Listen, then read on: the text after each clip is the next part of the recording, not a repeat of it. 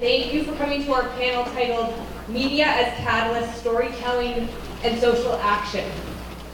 I was a documentary film producer prior to coming to business school, and I have long believed in the power of storytelling to create social change.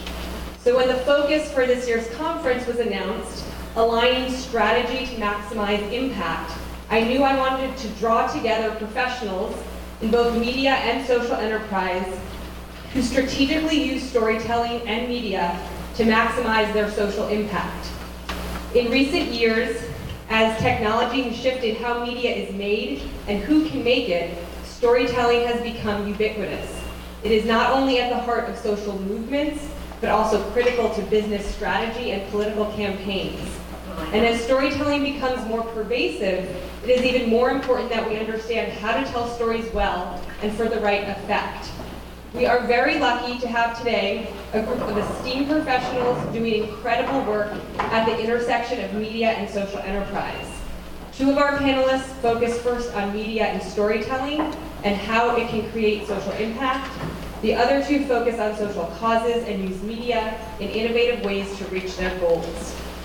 I know you have their bios in the catalog, but they are such impressive people that I just want to take a few minutes to introduce them. First, we have our moderator, Simon Kilmurry, the Executive Director of POV, television's longest-running showcase for independent nonfiction film. POV premieres several of the best, boldest, and most innovative programs every year on PBS. POV films have won every major film and broadcasting award, including most recently 5 Emmys this past Monday. Simon attended Columbia University Business School's Institute for Not-for-Profit Management, and we are happy to welcome him back. Our panelists, we have Diana Barrett, the president of the Fledgling Fund, which provides grants and other support to creative media projects that have the potential to ignite social change. Diana started the Fledgling Fund in 2005 after a long career at Harvard University, where she taught at the business school as a member of the social enterprise core group and at the School of Public Health. Kate Campana is the managing director of program investments at Malaria No More, an organization dedicated to ending malaria deaths by engaging leaders, rallying the public, and delivering life-saving tools and education to families across Africa. Kate manages Malaria No More's portfolio of investments in Africa. She has spent a career between private and public sectors, holding positions as diverse as a Peace Corps volunteer in Congo and a lawyer. Program director at Witness, an organization that opened the eyes of the world to human rights violations by empowering people to transform personal stories of abuse into powerful tools for justice. Sam is an internationally recognized human rights advocate, trainer, and video producer. In 2012, he was named a Young Global Leader of the World Economic Forum. He also teaches human rights and participatory media at the Harvard Kennedy School. And Jason Spingarn-Koff joined the staff of the New York Times in 2011 as the video journalist for Opinion. He's the series producer and curator of OpDocs, a new initiative at the Times for short, opinionated documentaries by independent filmmakers and artists. He directed the feature documentary Life 2.0, which premiered at the 2010 Sundance Film Festival and was acquired by Oprah Winfrey's Network Documentary Club. He was a 2010-11 MIT Knight Science Journalism Fellow. Please join me in welcoming our moderator and panelists today. Thank you.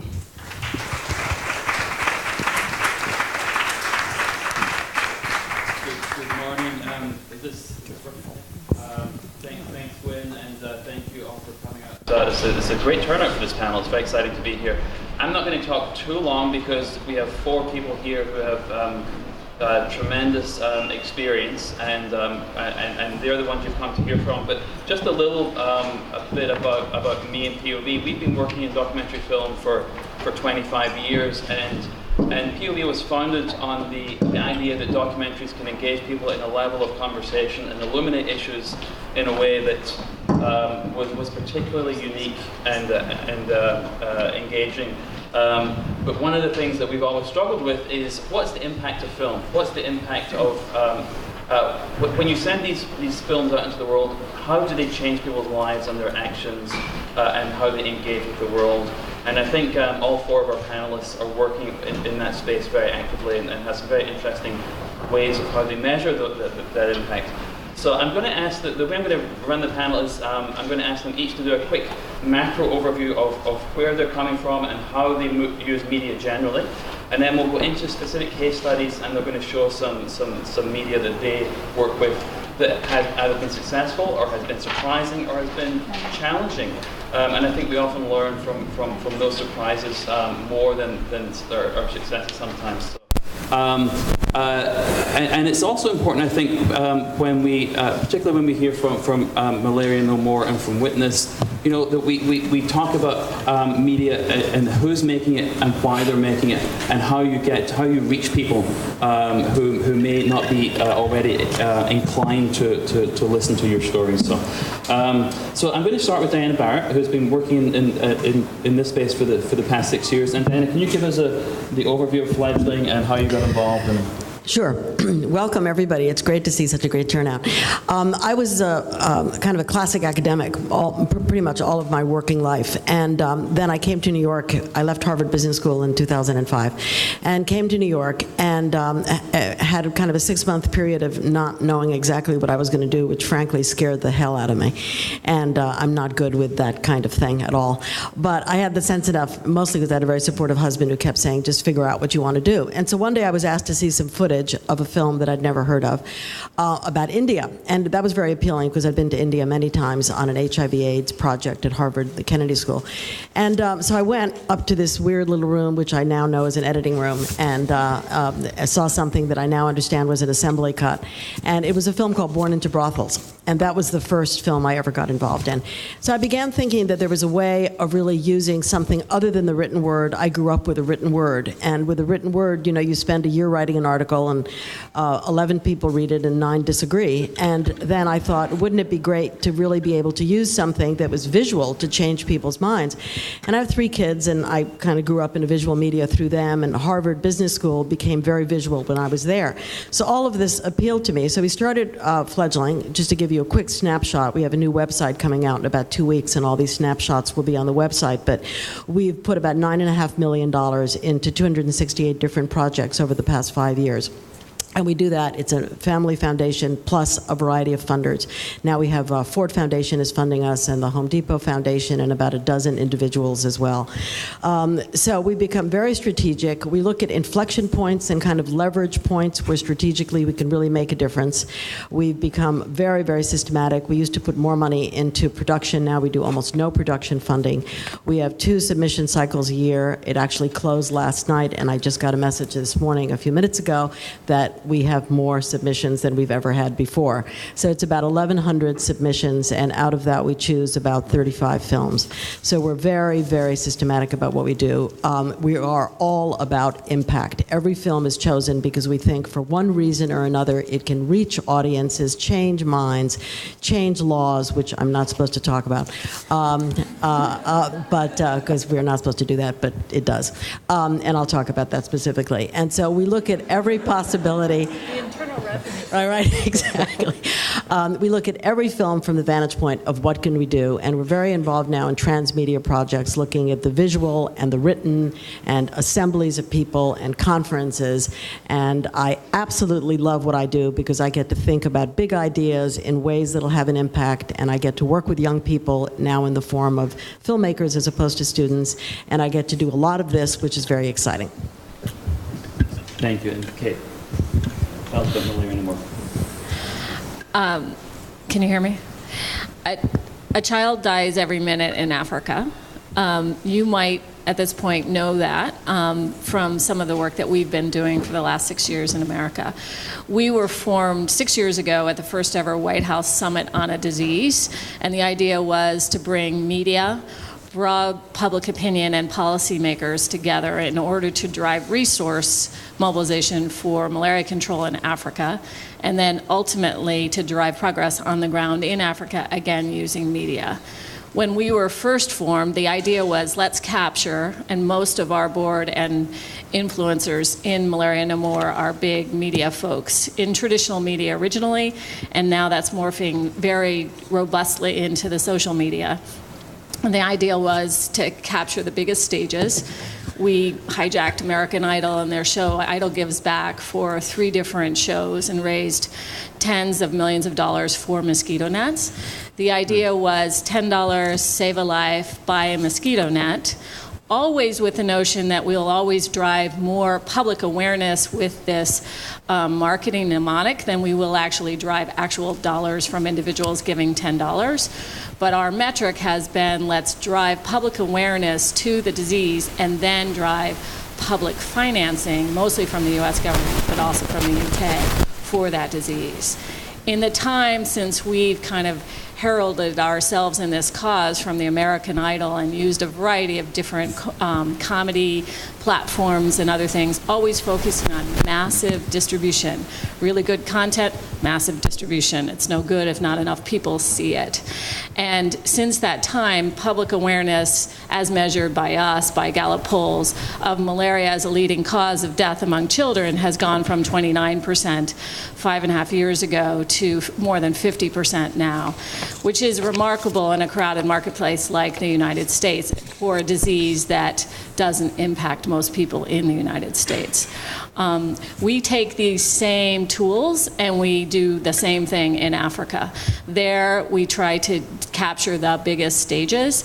Currently we're working on a project where we're using what's called the Africa Cup of Nations, which is the Africa World Cup, which is the largest broadcast and media platform in the world. We have a cumulative viewership of 6 billion people, and we're using that to drive messages about malaria control, in that instance about using a mosquito net, seeking treatment within 24 hours for your child so you don't die. And we're associating with the biggest stars. In the African context, it's Didier Drogba, Samuel Eto'o, and other leading football players who we've captured on film and we're driving out on billboards and TV. But always the same idea. In that instance, it's so that families change behavior. In this instance, it's so families drive their congresspeople to actually invest in global public health. The most interesting statistic that I can leave you with, and we'll show you some of the fun stuff we're doing, is in this time frame, since we've moved from 29% awareness to 50% awareness, global financing for malaria control has increased 1,000%, from $200 million in 2001 to more than $2 billion now. So we're proud of that. Great, thank you.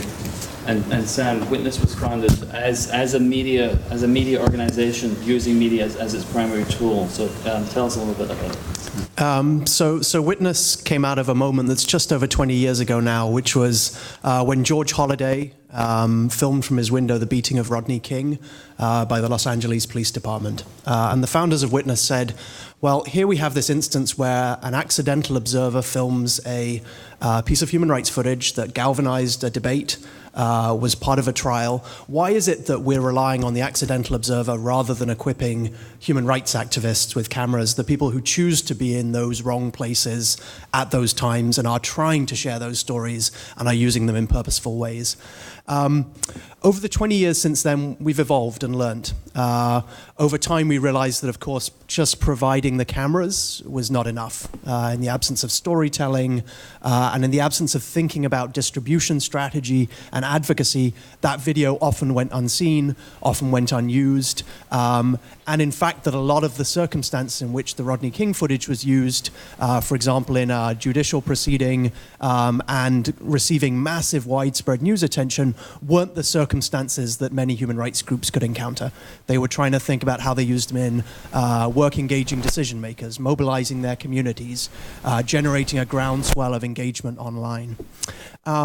So we spent 20 years doing that. We've worked in over 80 countries, trained over 5,000 people. Among the successes we've contributed to were the first investigation at the ICC, the prosecution of Thomas Lubanga, the passage of the Elder Care Act, Elder Justice Act here as part of the comprehensive healthcare reform, and reforms to how slavery is investigated and prosecuted in Brazil. But now we're in a slightly different world. In the last 5 years, and this is what I'm going to focus a little more on in my comments later, we describe it as a cameras everywhere world. And in a sense, I think we're looping back to that Rodney King moment, where you have millions of people who are creating media, and you have millions of people who create human rights media.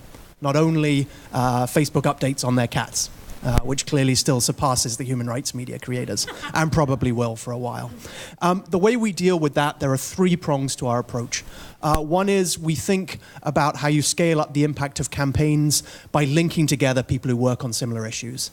How do we create a groundswell around, for example, forced evictions by linking together communities who document that in 10, 12 locations around the world? So we can create a much better sense of that than that isolated incident in one place. The second thing is, how do you scale up training? When you've got millions of people who do this, a one-to-one training model, a person-to-person training model, a witness-centric model doesn't work anymore. You're only going to deal with an increasingly small percentage of people. So we approach this via trying to build up the community of other people who train, by developing toolkits that you can use online, and by thinking, how do you encapsulate some of the ideas that are critical if you're an activist, say in Homs in Syria, trying to film safely, into a 1-minute video. And then the final thing we do is we think about what are the systems changes that would benefit millions or billions of people.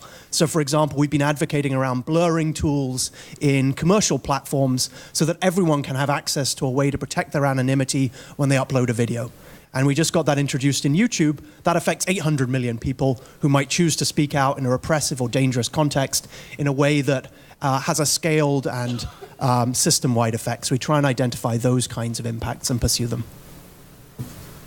And Jason, the New York Times Op Docs is a fairly new venture, and obviously you're working in a journalism space, which is quite different from the activist space. Can you talk about how that was, the genesis of Op Docs and what you're looking to do with that? Sure. Thank you for having me. When Simon first invited me, I was a little surprised because I don't think of us being in the social impact business. We do not launch campaigns, and we don't specifically pick issues and then try to find stories to affect specific policy. But I joined the opinion section of the Times after about 10 years as an independent filmmaker. And the opinion section has had the op-ed page for more than 40 years. And that's been the forum for independent writers to contribute pieces that often do advocate specific policy, and that's really the forum within the Times for independent, strong opinions, in addition to our op-ed columnists. So with OpDocs, what we've launched is an initiative for independent filmmakers and artists to use their medium and to make short films, which are all unique to the Times, or at least they premiere on the New York Times website and our digital platforms. And we publish close to one a week. We've published now, I think, 33 of them. And it's on a wide range of subjects, historical subjects, current affairs, contemporary life. Some of them are very eclectic. We have films that are like verite filmmaking. We have some that are animated, some that are musical mashup films. And the idea is to spark dialogue. That's really one of our main objectives. So in that sense, I think this really ties into what you are all doing here. That's in many ways how we measure success, is what type of dialogue are we sparking, rather than what's the specific social impact. And some of them have become very popular. We've had one of the films by Errol Morris that was the most read article, most viewed video, most emailed article of that day. And a number of them have made the top 10 most read list. We have films and we have director's statements that go with them. So the OpDoc is really, it's primarily a film, but it's also an article. We sometimes have op-eds that are print op-eds that are tied into them. And we're doing some theatrical screenings now. We did a 12-week run at the IFC Center in New York, and we're getting invited to show on all types of other platforms now. So I think what we're doing is a lot more than web video, which is exciting. Thank you, Jason. So I want to drill down into some specific examples from each of our it's not working. It's not working. So I want to drill down into some specific examples from each of our panelists to see how they really measure the impact of their work, and to explore some of the surprises that come up. It's often the unexpected places which are interesting in terms of how these films or stories impact and engage with the world. So I want to start with Diana, as a funder and a supporter. If you could walk us through one of your cases that you want to start with the video. So Gwen, we're going to start with start with the video from Fledgling Fund. Do you want to just set this up? Sure, exactly. I'll set this. Is this working? Can you hear? Okay. I thought long and hard about which film to show or which trailer to show, because we've been involved in a huge range of projects, and I'm just going to name a few that you probably have heard of, at least some of them. And The Cove, No Impact Man, The Bully Project, Invisible War, Lioness, Ghost of Abu Ghraib, Very Young Girls. So we have about 8 or 9 subject areas. So I could have taken The Bully Project, or one of the films that you really probably heard about that's gotten a lot of press. But I thought it might be more interesting to take a very small film that did not go to Sundance, did not get picked up by POV, did not do well by theatrical standards, and yet I feel that it's had an enormous amount of impact. So that's the setup for a small film called Sin by Silence about domestic abuse. My dream was a family, children, and a house. He was my knight in shining armor. He was the most excitement that I'd ever had in my life. He was sweet and angelic, and he brought flowers and was kind. And it all started with a slap and then being thrown across the room like I was nobody.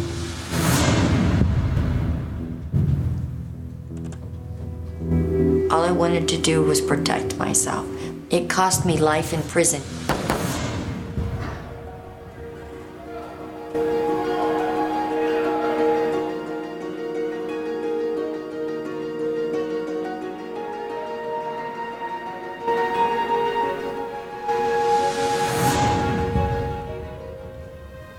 Welcome, ladies, everyone, to Convicted Women Against Abuse tonight. It starts with a backhand and ends with a gun in your face. I'm so glad for this group that I found out that it wasn't just me. These women are in prison because of the process, not because of their cases, not because of the facts of their cases. So I just wrote a simple letter asking the governor, we've been in prison for multiple years, we're abused women, we've suffered, we are offenders, but we're victims, and everybody signed it. And before I knew it, there was this big, wow. We need all our sisters home. Our families are missing their mothers, their daughters. The efforts by the Convicted Women Against Abuse got the legislation passed. It changed laws, it changed lives, it made a difference. Not only have they survived the unspeakable, they try to keep others from following the same path that they were on. If I can reach out to just one person, then it's mattered. It's all mattered. Me being here for almost 26 years will matter.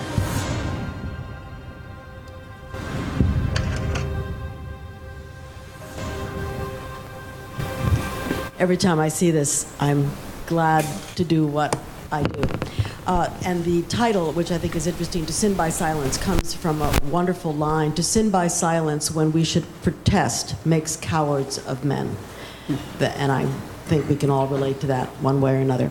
So again, this is a small film. It's a good film. It's not a great film, it's a good film. It did not even apply to the major film festivals. I think it opened in Cleveland, at a film festival in Cleveland. The goal, when we pick up a film, we get, as I said, about 1,100 films in a stack, twice a year, about 500 in each stack. And we look at every film in terms of what we think can be accomplished by that film. And now we're getting an awful lot of films that are about topics that are intensely of interest, like child abuse or genital cutting or any of a number of topics, but very often we feel that we just can't do much about that film there for a variety of reasons. So we tried to find films that we think have inflection points or strategic points where we can actually make something of that film. So for this particular film, we knew that there was an issue of awareness because, for example, I did not know, and I have done some work in domestic abuse, I did not know that in California and in most states in the country, whatever has happened before you go to court is not admissible evidence. So in other words, there was a film called Crime After Crime, which is a similar film. And if you have had 20 years with a partner who has beaten you up methodically, possibly hospitalized you, possibly done enormous physical and certainly psychic damage, when you go into court because you killed that partner, all of what's happened for 20 years is not admissible evidence. So think about that. So you are just being tried on what you did at this point in time. In a very similar, in a similar vein, one of the first films we ever got involved in is Very Young Girls, about child prostitution in New York. And everybody always said when that came out, New York, that doesn't happen in New York, that's Thailand or Cambodia, etc. You want to see child prostitution and sexual exploitation in New York, go to Penn Station at 2 o'clock in the morning, and these kids come off buses and they're abused and they're runaways, and within 20 minutes, literally 20 minutes, they're picked up by a pimp, okay? And within 2 days, they're on the streets. And it happens every single night. And the way the laws were written, and it's mostly still this way, that if you're 13 years old and you have sex with a 40-year-old guy, there's a big difference if money is exchanged. If money is exchanged, then he is the perpetrator and the girl is the victim and is picked up or helped by some organizations. If no money is exchanged, then she is the perpetrator and nothing happens to him at all.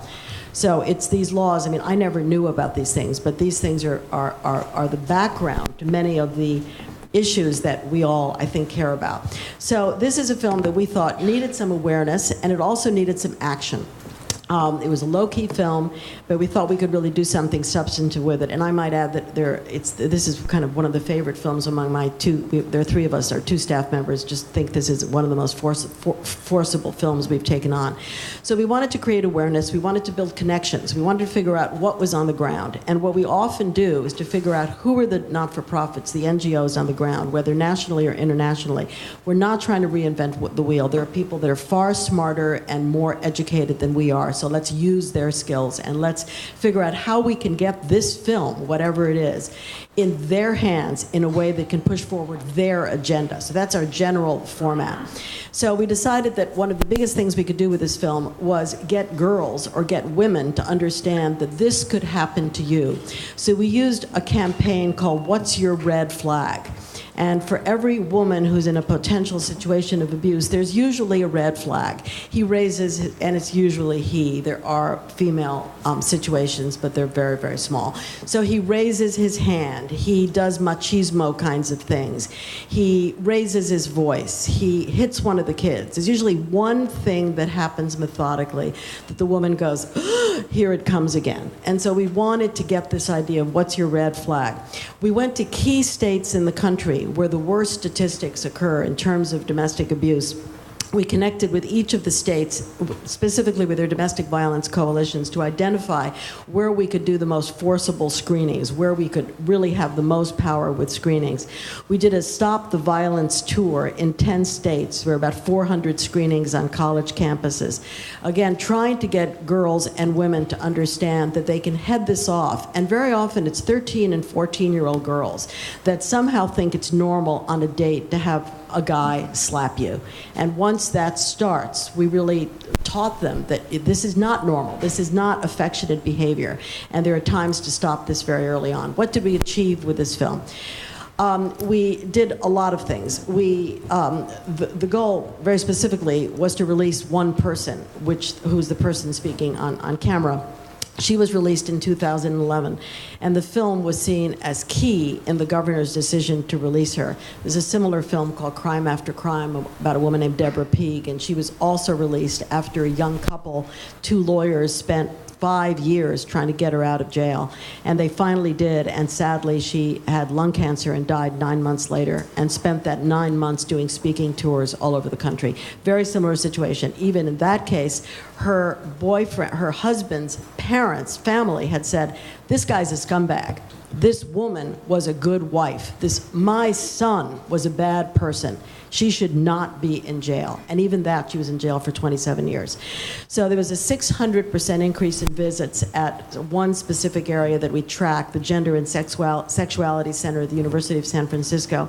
But the most important thing that this film did, which actually occurred last week, which was extremely convenient, the 2 bills in California have been before the legislature for about 4 years, called the Sin by Silence bills, and they both passed last week, allowing victims to tell their stories with the facts in place.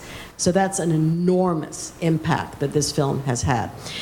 What are the lessons that we've learned from this? Lots of lessons. Number one, we are more open to picking up small films that may not, get to Simon's desk, may not go to Sundance, but we really think they have. We like some of those too, by the way. But and we have gotten 6 or 7 Emmy Awards and 3 or 4 Academy Awards, and that's great. But I'm actually more proud of this than I am of some of the larger awards. So we've learned that small movies can have huge impact if you have a very clear strategy. I love the concept of social enterprise. This is what I did, and this is exactly what I think we're all trying to do, is to say, how can we build a sustainable model? How can we apply the best of business principles to something like this? And now I am very, very methodical about how we work with filmmakers, how we look at NGOs, how we put money into the field. I think of it much more as tranches of investment, much more like a venture capital model. When people say you're a philanthropist, I go, no, not really. I mean, I personally don't think of myself as a philanthropist. I think of myself as someone who has a lot of business background and a real interest in changing the world in my own way and can apply business concepts to what's happening in the field. The other key learning is you have to figure out who the right audiences are. And that sounds very obvious. It's like those of you that have children, people say, pick the right school for the child. Well, duh, The trouble is it's kind of hard to do that. And this is the same thing. Pick the right audience. It's sometimes very difficult to figure out who the right audiences are. Just because you have college ambassadors doesn't mean very much. You really have to figure out what they're going to do with a film, where are the states where that film might be used, how might it be used. And then finally, the most important thing, I think, is that films have immensely long tails. We are still working with films that have been out for 3, 4, 5 years. One of my colleagues in this field, Judith Helfand, is still working with Blue Vinyl, a film that I think is about 10 years old. So there's tremendously long tails, and now we're getting requests for funding from films that we funded 5 years ago because the filmmaker says, I see an amazing opportunity to really do something substantive with this film. Can you help us? So those are 3 lessons. I hope we'll have time for Q&A, and I'd be delighted to tell any of you more about this work whenever. Thank you, Diana. There is one other thing which I hope we'll have time for later on, and that is 20 seconds. Fledgling Fund has done a couple of studies on how to measure the social impact of films, and I encourage you to go to their website and download some of these tools. They're very well researched and very useful. We use them in our work now, and I think it's had a big impact in the field. So, Kate, let me turn over to you now for your case study. Okay, so do you want to set it up, what we're going to show? Okay, so let's go right to Malaria No More's video. Please.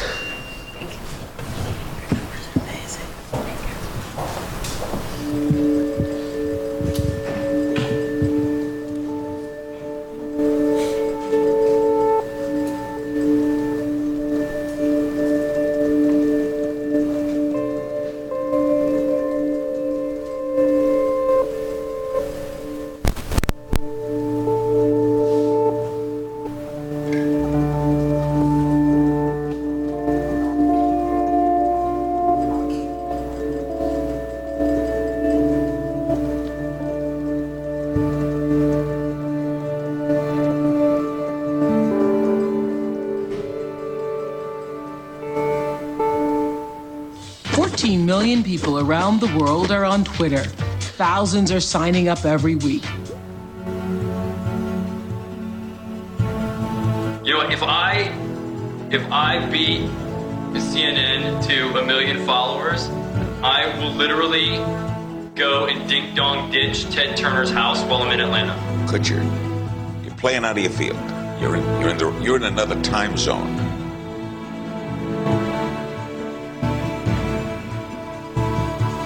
We're at a place now with social media where one person's voice can be as powerful as an entire news network, an entire media network.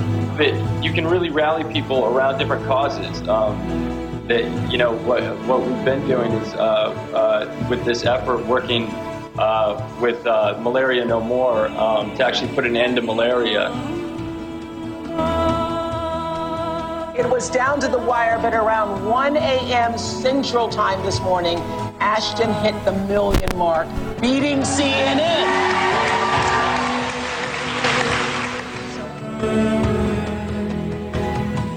This is a check, folks, for $100,000 made out to Malaria No More Fund.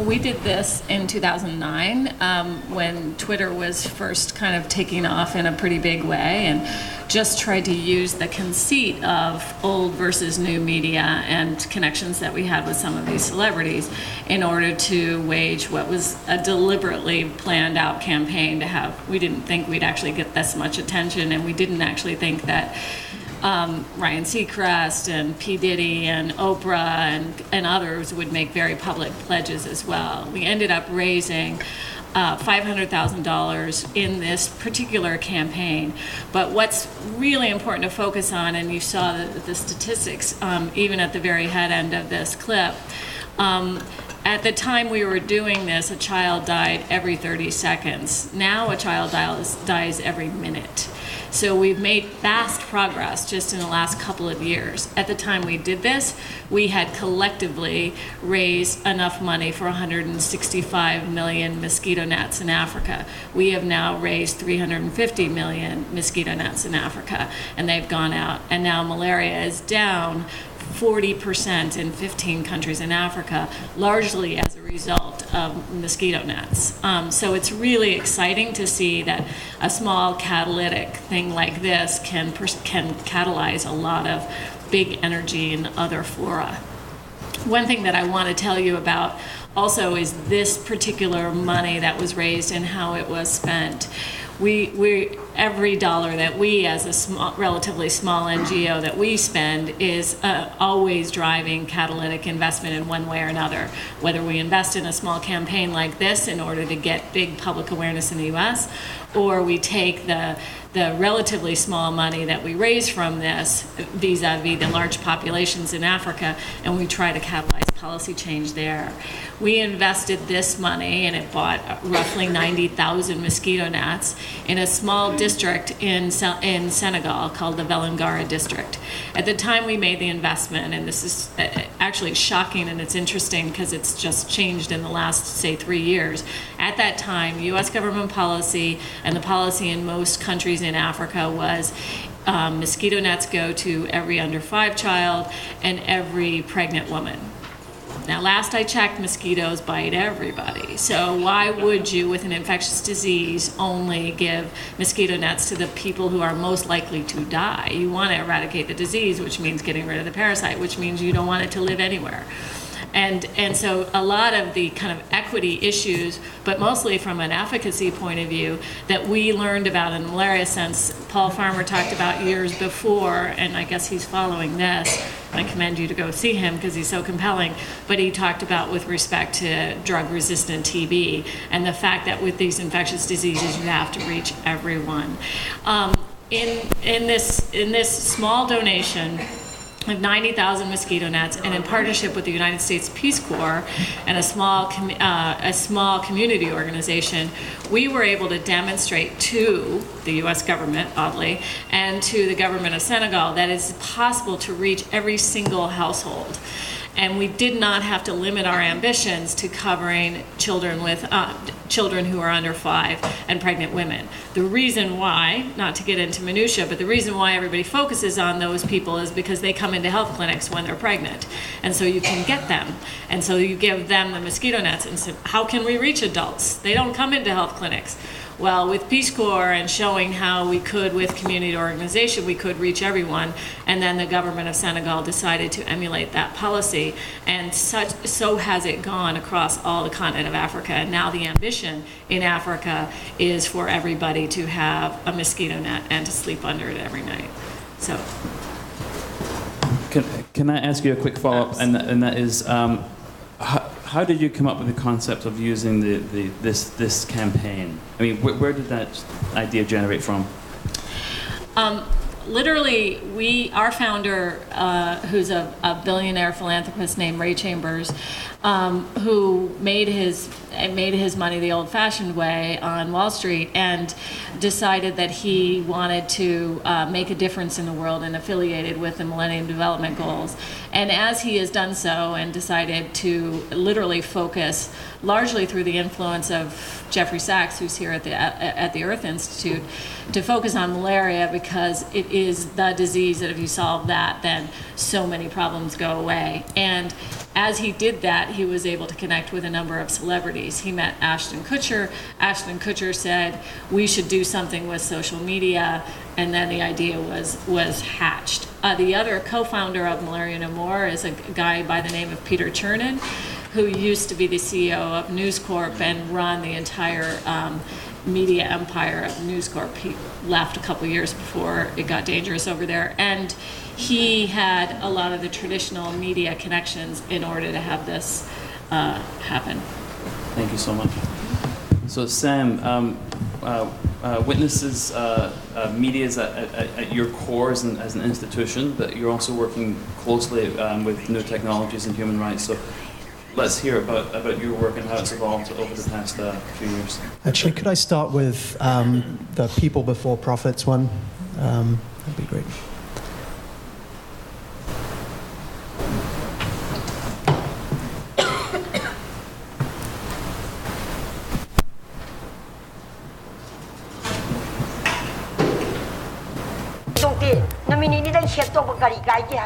Actually, that's not the start. Could you move it to the start? Thanks.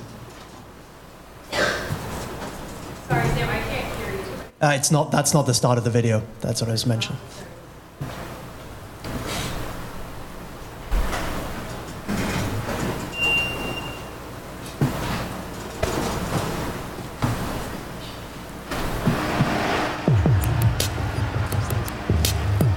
They came with their bulldozers and they came with their soldiers.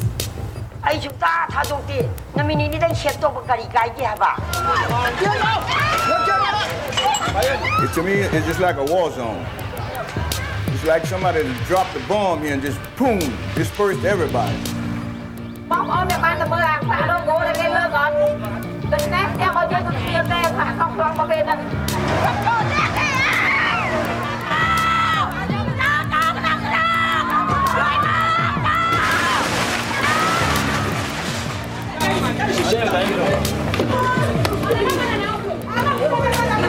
Entra prefeito, sai prefeito. Entra presidente, sai presidente. E os pobres continuam na mesma ladainha.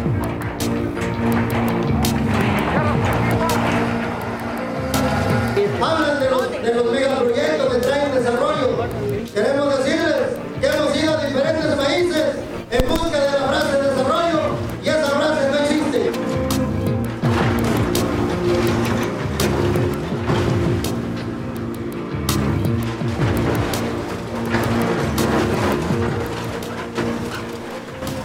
Forced evictions are when people are forcibly moved from their home, from their land, from their community, from their neighborhood, from their culture, against their will or desire for projects Can we pause that there? often have no benefit to the communities that are being evicted. So I wanted to show this clip, and I thought a lot about what single clip to show, and I'll talk a little more about that in a second, because it brings together some of the opportunities and the challenges that we're facing now. This is an example of a video that brings together a lot of the footage from the whole range of creators who are working at a grassroots level using video. So in that clip, and it's deliberate that we don't identify which countries, you have Brazil, Mexico, South Africa, Nigeria, Cambodia, India, and the US. This video itself was made to help coalesce the global movement around this, because a lot of the challenges, each of those local communities thinks what happens to them happens in isolation. So if you live in Mexico, you're like, there's no feeling of solidarity maybe to your capital city, but there could be a feeling of solidarity to Nigeria, to Cambodia, to Brazil. But what I want to focus on actually is to tell you a little bit of the story about how those local groups who we're seeing those little insights in the video use video at a local level. Because I think one of the most interesting things, and Diana referenced it before, is the small films that can do things. And I'm going to go even smaller. I'm going to talk about really small media. Because I think in an era where there is a proliferation of media, we can set our expectations of media at different levels. So looking at the groups in this video, there are 4 or 5 different ways in which they've used video to create change at a local level. And there are 4 or 5 different types of creator. And I think that's a really important thing as well, to think about the range from, the citizen journalist or the activist who never thought they would film, through to the social movement, through to the NGO, through to the professional filmmaker. So in this video, there is footage from groups in Cambodia who film on a daily basis to upload pretty much the same day to create a rapid-fire reaction to evictions. There's a case called the Bongkak Lake case, where the government or corporations have been pushing people out of an area. They upload the video within a day or so. So it's a rapid response in an online environment. There's a clip in this video from Kenya, where a group has used video for the first time ever in the human rights body for the Africas, the African Commission for Human Rights and People's Development. And there they used it as part of essentially an evidentiary submission. Very different from that rapid-fire online video, but to bring that reality into the space of those types of decision makers. There's a clip there from Mexico, where social movement members, young people, filmed what was going on, where there was the illegal removal of a community from their land for a dam project, and they screened it to their governor in front of an audience of 2,000 people. There's this wonderful photo of the governor watching it on a laptop, and I know that on the other side of the image, you don't see it in the photo, there's like 2,000 people watching him watching the video. And he committed after that to fight against that dam project, in that situation. There's a clip in here that's from a film, Dear Mandela, which is a powerful, well-structured documentary that engages public opinion here in the US and in South Africa about what's going on against the shack dwellers there. And there's a clip in here from Egypt, where a group used live video to broadcast from inside the governor's office, where only 4 or 5 of them could fit, outside to 200 people outside, to force the pressure on the governor to stop a project. So I want to use that as an example of kind of the range of ways, in small ways, people are using video, often with big results in relation to their community. The key to the work we do, and it's very similar to what Diana is describing, is we believe you have to think about audience and you have to think about objectives. There's too much media out there if you're a small creator, a disempowered community or a community that's been marginalized, to assume you can reach every audience. You have to be targeted, you have to use your resources well, you have to be audience driven. I want to show one other project just to wrap up my comments, which is the Human Rights Channel, which was the first page that we showed. This is an experimental project, and we're very open to feedback. As I mentioned, we're trying to also think at a systems level about this. How do we move beyond our direct engagement, supporting groups, reaching out to them to try and meet groups in the places where they are, to meet individual activists? A couple of years ago, we did a review of some of the big challenges out there that were preventing millions of people using video effectively. And I'll highlight 3 of them and just mention one that we're trying to address with this project. One is around privacy. Huge risks as people share video in an online environment, particularly from high-risk settings. That's where that blur tool with YouTube fits. Authentication. How do people trust your footage? We're currently working on a project that's around how you harden up citizen media as evidence in legal processes. How do you make it stronger as evidence when someone, witnesses something in the street in Syria or in Libya, and make that actually work in a judicial process? And the third is the problem of aggregation and curation. And I think it's an interesting theme, and I'm really looking forward to Jason's comments, is how do we surface as curators to amplify content? We launched this channel about 3 months ago on YouTube, and what we do is we work with a news partner, and again I think it's really important to think about not the typical partnerships where a human rights group partnered with a social media news company, Storeful, to look at the human rights footage in YouTube and say, how do we verify that? How do we contextualize that? How do we put it out there in a way that amplifies the types of voices that don't get seen, and make sure that you're understanding what comes out of Syria, the hundreds of clips, but also seeing the clips from places like East Timor or the Central African Republic that get no attention, that get 15 views on YouTube, because you can't find them. You can't contextualize them, you can't understand them. So I'd be glad to talk more about that, and it's very much an open project, so I'm really putting it out here for feedback as well. Feel free to reach out to me either now or after this to tell us what you think about it. Thank you. Great, thank you. Just one quick follow-up. If you could just very, very briefly, just give us one sense of how one example of how you measure the impact of a particular piece. Yeah. So it comes back to having every piece of media be driven by an advocacy objective and an audience. So the measure of success is, did you reach that audience? That's an intermediate measure. And then the final measure is, did we play a role in engaging and influencing that audience? Now, it might be shaming them, it might be persuading them, it might be generating solidarity. Did we play a defined role engaging that audience to a particular objective? So, Jason, onto the curation and presentation aspect of it, please. Great. Well, it was hard for me to decide what to show as well. What's up right now is our OpDocs library page. If you go to nytimes.com/opdocs, you'll find our full catalog of videos. And we have such a range of issues and storytelling approaches. The latest one right now is part of a 4-part Morocco series called Electoral Dysfunction, about basically our broken election system. Also on this list is one about the soda ban in New York City that's very cleverly told by a guy, Casey Neistat, who's like an online native filmmaker. And one about an NSA whistleblower by Laura Poitras, who won a MacArthur this week. Anyway, we have a wide range of material. And the piece I picked was something which is really not didactic, and the response I found pretty surprising. And we can go to the next page.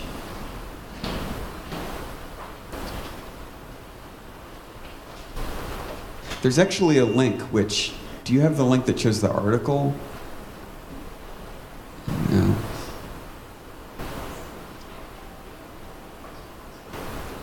Yeah, that's it. Okay, so we present them with a director's statement. If you scroll down a little, you'll see there's this text, and then at the top is the film. So yes, now we can watch a few minutes of the film. It's 5 minutes. I kind of cringe at not showing the whole thing. Maybe there's time. We can boost your traffic numbers if people go and look at it. Right, okay, so let's just play a little bit of it, and then I'll talk about it, and if there's time, I'll show a bit of another piece. А если вдруг тебя не оценят?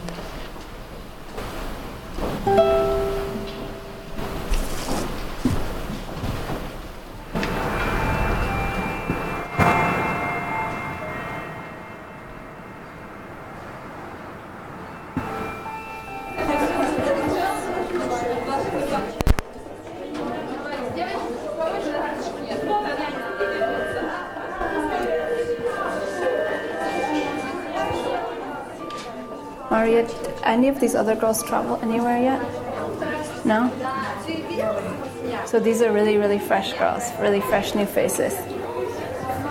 And is anybody here for the first time, first casting?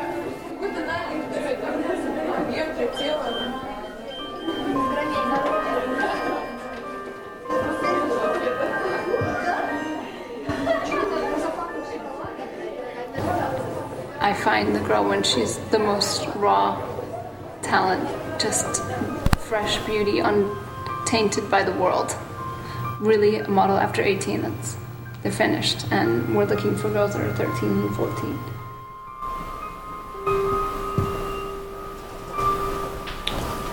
Я надеюсь, что меня заметят, что как меня оценят, какая есть, что им понравлюсь.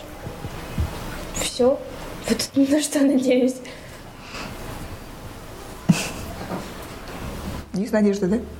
Да. А если вдруг тебя не оценят? Такого не может быть. Видите, мы такие уверенные.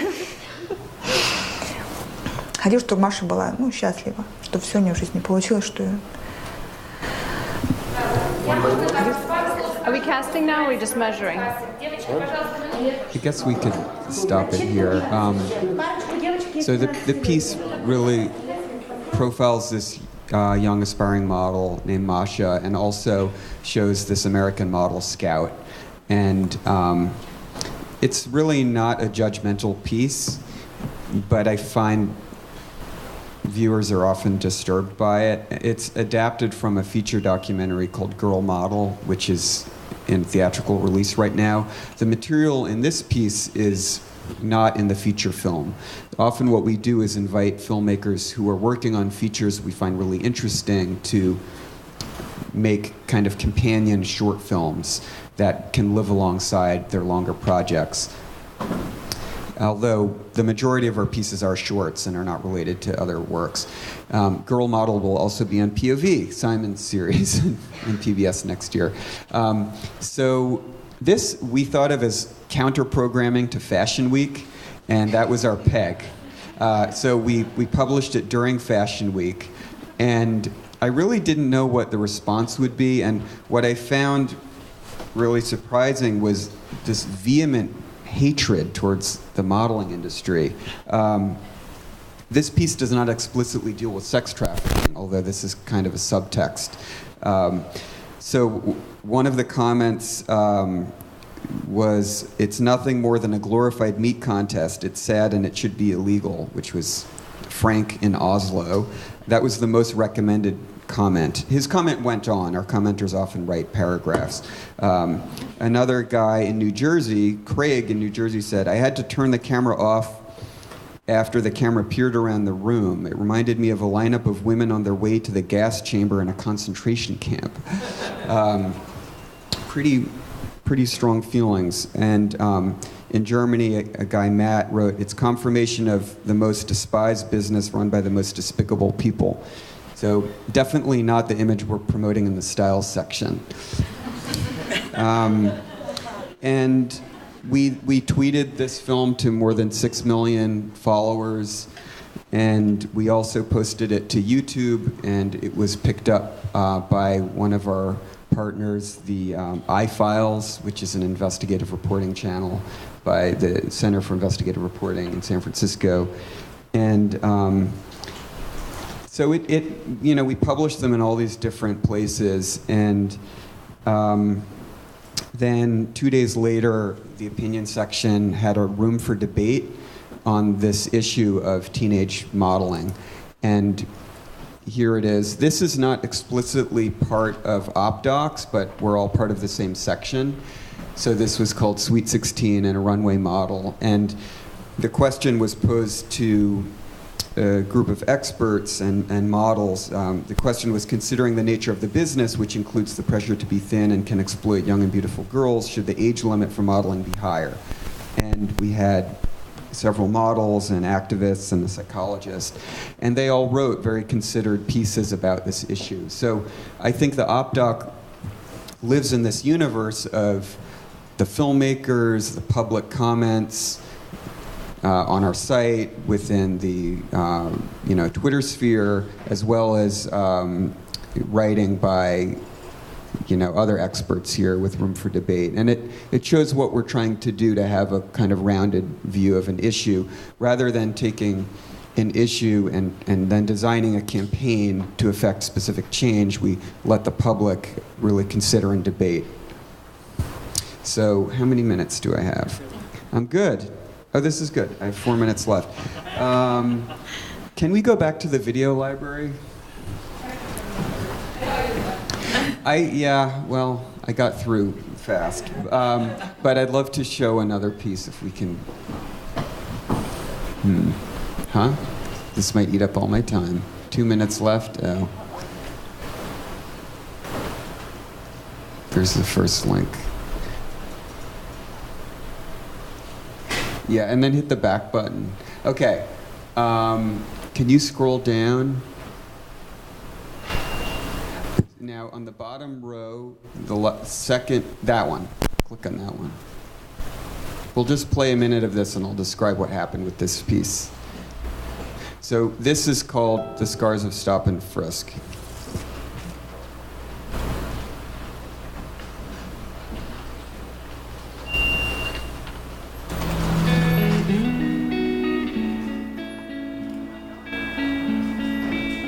When I was young, I used to debate a lot with my parents.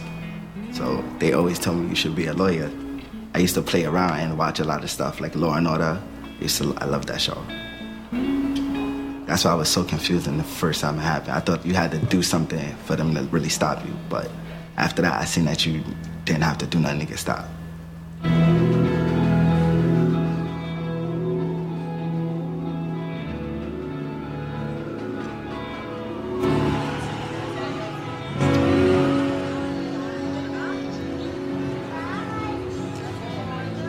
Most of the times when I get stopped, I'm walking down the block. They never say, this is why I'm stopping you. When you're young and you're black, no matter how you look, you fit the description. We could stop it here. But it's a very moving portrait of this young man where the viewer experiences, at least somewhat, what it's like to be racially profiled. And this is more of an advocacy type piece. It was funded by George Soros's Open Society Institute, and we allow that type of thing, but we do very rigorous fact-checking.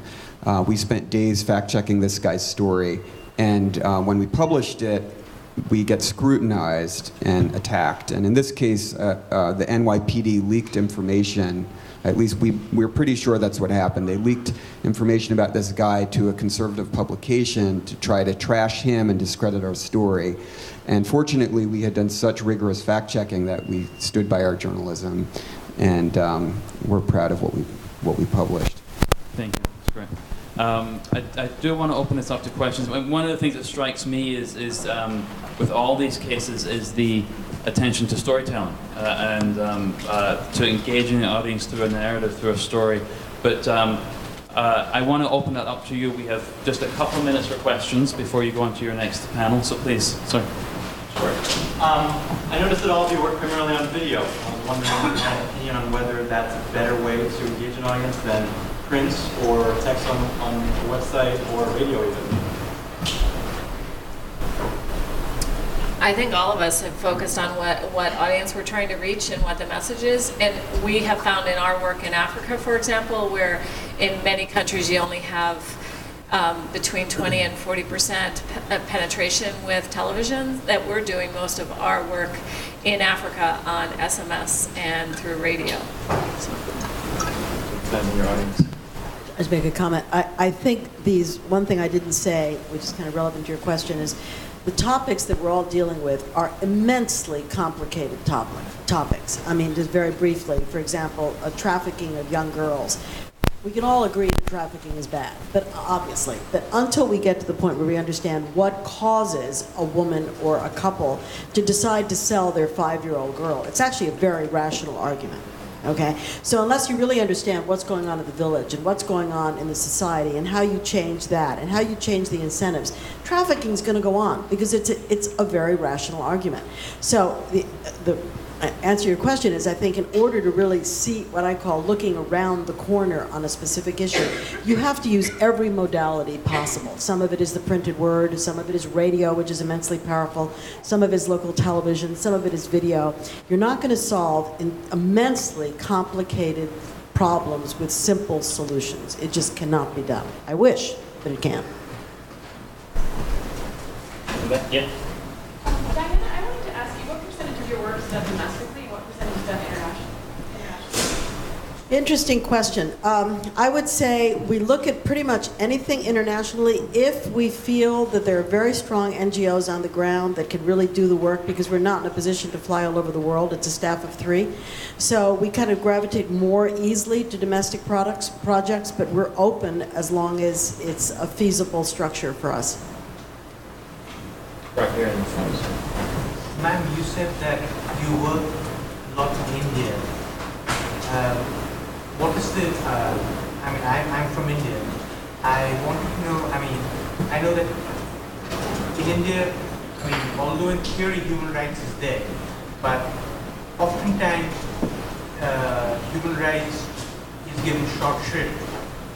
Now, I know of some cases where human rights of people have been violated, and it hasn't been given short shrift. Even the media did not cover it. So do you think human rights is making more headway in India? I'm going to send this over to my colleague, Sam. I used to work a great deal in India. I worked on about a 7-year project looking at HIV/AIDS in China, India, and Africa. So I made many, many trips to India. I don't work there now, and Sam can answer that question better. I think the most interesting initiative in India now that relates to this is actually a group called Video Volunteers, who we collaborate closely with. And they've thought a lot about how to develop community video units so that in particular communities, and they focus on, I believe it's 600 districts that are classified as most marginalized, and look at how you create units there that can document in communities and identify these very small advocacy targets that are local to that community that are not receiving attention. So they focus on creating regular video there and then linking it to advocacy. So I think that's the best model in India for dealing with human rights violations at the local level. I applaud all of you for your efforts. They're just fantastic, and I think the work you do is fabulous and so impactful. But I'm the founder of a social enterprise that focuses on Latino college access and the inequity in resources. I firmly believe in the utilization of video as a means of generating advocacy. But my question to you is, what comes first? Is it the producers or the maker of the documentary's interest in the issue, your interest in the particular issue and your selection of items, or the nonprofit's desire to create a piece, whether it's a short film or a documentary? Like, what comes first in getting something like this going? Why don't you start? For us, it's the story. It's generated usually by filmmakers, although we do solicit and commission a lot of work where we think projects are interesting and we reach out to them.